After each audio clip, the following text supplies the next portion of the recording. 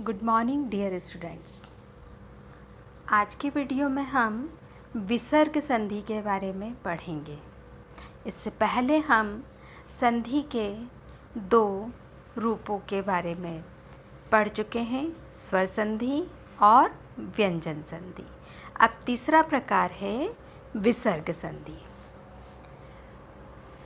जब संधि करते समय विसर्ग के बाद स्वर या व्यंजन वर्ग के आने में जो विकार उत्पन्न होता है, विकार इट मीन्स चेंजेस, परिवर्तन होता है, उसे विसर्ग संधि कहते हैं। सी डी एच चिल्ड्रन, विसर्ग संधि में जैसा कि हमने व्यंजन संधि में देखा था, व्यंजन के बाद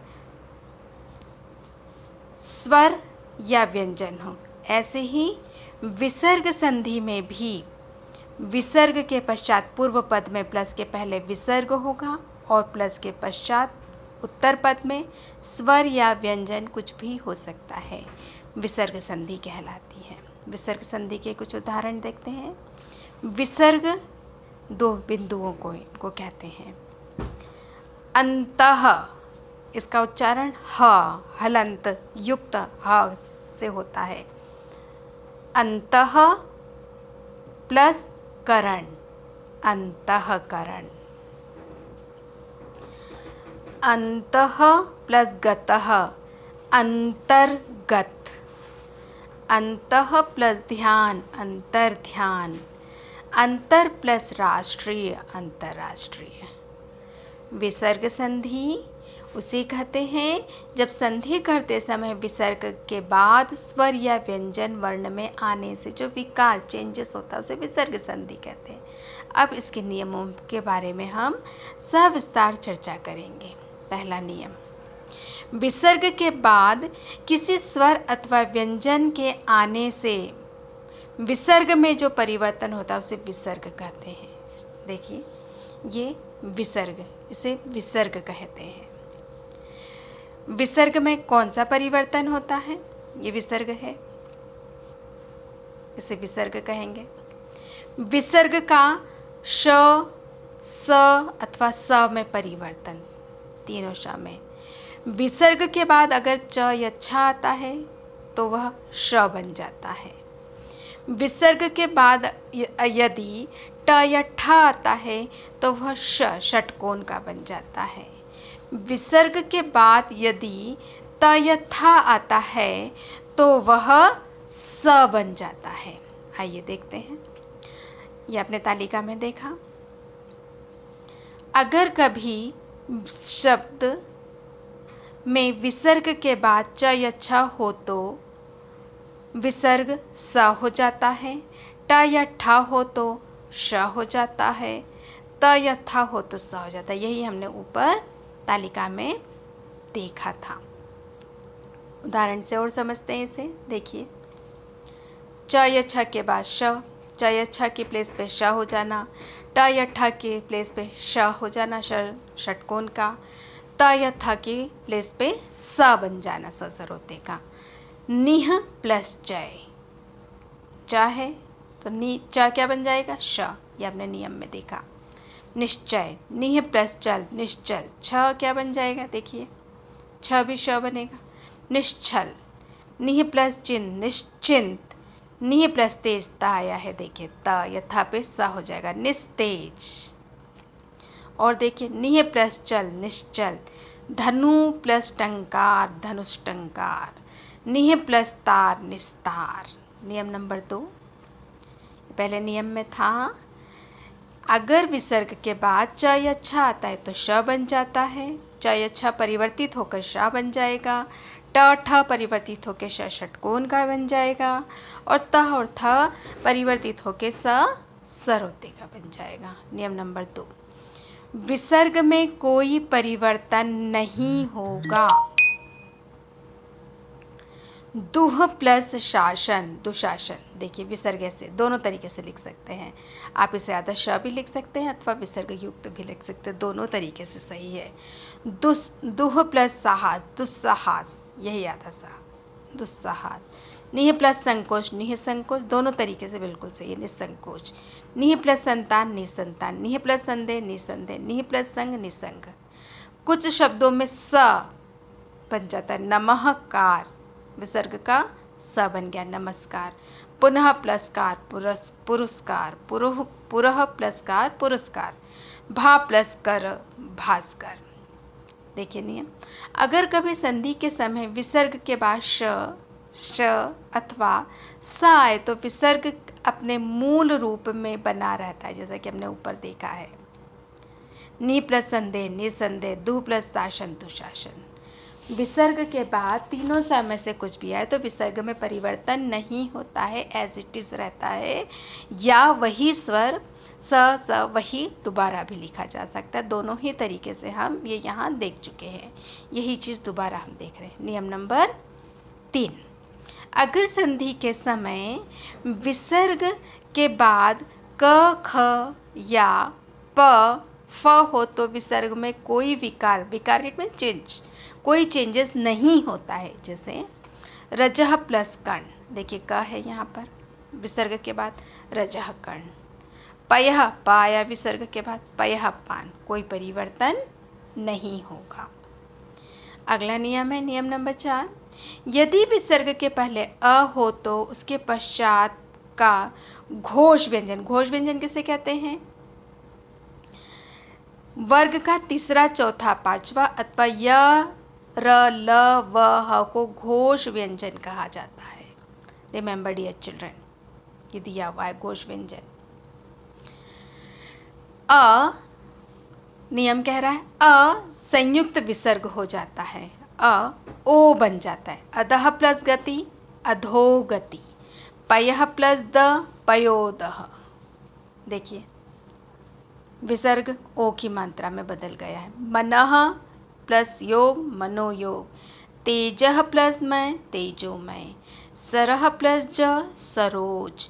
पयः प्लस धर, पयोधर। आइए देखते हैं, अगर किस संधि के समय विसर्ग से पहले अ हो और बाद में घोष व्यंजन जस्ट अभी आपको बताया, ये नीचे लिखा भी, घोष व्यंजन वर्ग के तीसरे, चौथे, पांचवें वर्ण या य, र, ल, व को कहते हैं, आता है तो अ ओ बन जाता है। मनः प्लस भाव, विसर्ग ओ में बदल गया, मनोभाव।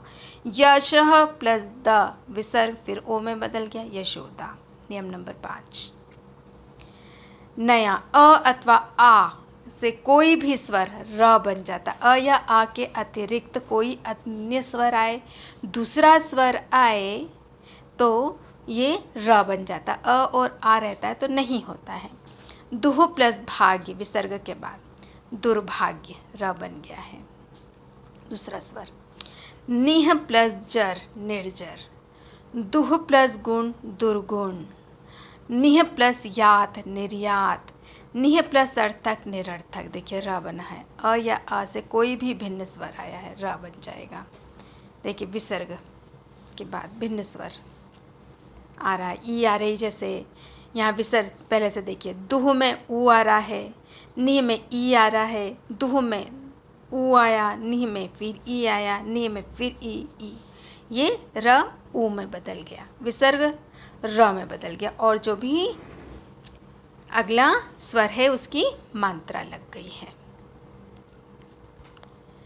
अगर संधि के समय विसर्ग से पहले अ या आ को छोड़कर कोई अन्य स्वर आता है तो बाद में कोई घोष व्यंजन, अभी हमने ऊपर देखा घोष व्यंजन तीसरा, चौथा अथवा पांचवें वर्ण अथवा य, र, ल, व को कहते हैं। विसर्ग के स्थान पर र हो जाता है। देखिए नि है, विसर्ग के पहले ई आया है, नी क्या बन जाए, विसर्ग क्या बन जाएगा, रा में, निर्गुण, ये र लग गया। दु, विसर्ग के पहले ऊ आ रहा है, आ नहीं है, अ और आ रहेगा तो चेंजेस नहीं होगा, ऊ है तो चेंजेस हो जाएगा। दुरुपयोग, ऊ की वो है जिसकी मात्रा लग गई है। अगला नियम देखते हैं, अगर संधि के समय विसर्ग के बाद त, विसर्ग के पश्चात बाद में त, श अथवा स होता है तो विसर्ग के बदले श अथवा स हो जाता है। जैसे देखिए विसर्ग बदल गया है, श अथवा स होगा। निह संतान, निस्संतान। निह प्लस तेज, निस्तेज। दुह प्लस शासन, दुशासन। विसर्ग के बाद त अथवा श अथवा स हो तो विसर्ग के बदले विसर्ग की जगह पर श अथवा स हो जाता है। नियम नंबर 7 देखिए, यदि विसर्ग के आगे, विसर्ग के पहले की बात कर रहे हैं हम, र व्यंजन हो तो विसर्ग का लोप हो जाता है, ये आगे भी देख चुके हम, और उसके पहले ह्रस्व स्वर या दीर्घ स्वर होता है। ह्रस्व स्वर दीर्घ स्वर में बदल जाता है। ये देखिए फिर से, यदि विसर्ग के आगे मतलब पहले, प्लस के पहले विसर्ग लगता है और विसर्ग के पहले उससे पूर्व पद में अगर र व्यंजन, विसर्ग के आगे यदि र व्यंजन है तो विसर्ग का लोप होकर उसके पहले का ह्रस्व स्वर, ह्रस्व स्वर देखिए नी में छोटी मात्रा, ये ह्रस्व स्वर है, वो दीर्घ स्वर में बड़ी की मात्रा में बदल गया है। निह प्लस रोग, नी रोग, बड़ी की मात्रा, रोग एज इट इज। निह प्लस रस, नी रस, विसर्ग र में बदल गया है।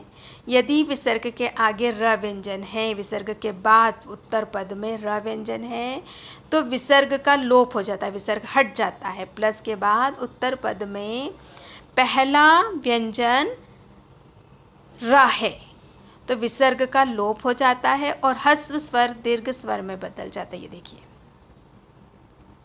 विसर्ग का लोप हुआ, रोग एज इट इज लिखा, बड़ी की छोटी की मात्रा बड़ी में बदल गई है, ह्रस्व स्वर दीर्घ स्वर में बदल गया है। देखिए चिल्ड्रन, अगर संधि करते समय विसर्ग से पहले अ या आ हो तो उसके बाद कोई भिन्न स्वर हो तो विसर्ग का लोप हो जाता है एवं पास आए हुए स्वर की संधि नहीं होती, जैसे अतः प्लस एव, अतएव। अगला नियम देखते हैं, अति के बदले में विसर्ग होता है। यदि के आगे अघोष वर्ण आवे तो विसर्ग का कोई विकार चेंजेस नहीं आता। विकार मतलब कोई चेंजेस नहीं आना, नहीं होता है।